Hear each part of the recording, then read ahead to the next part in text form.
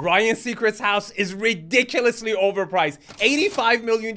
Are you freaking kidding me? Way overpriced. I'm gonna give you 3 really good reasons why I think it's overpriced. Before I do that, follow my channel if you're into real estate. I got videos like this every day, all day. Number 1 reason, the main house. It only has 4 bedrooms. That might be smaller than your parents' house. And it's $85 million. A typical $85 million house at least has 8 to 9 bedrooms in the main house alone. So it's super small for the price point. The second reason, they're asking $9,400 a foot. I don't think there's ever been a sale in the history of LA for $9,400 a foot. I could be wrong, but I haven't ever heard of it. The third reason is that this is not a view property. You're not gonna get a view. Why? Because it's a 1-story. Now, I love 1-stories, but hey, you got one of the best lots, but you can't get views from it because you don't have a 2nd story. That's a downfall when you're asking full price. But wait a minute, why are they asking $85 million?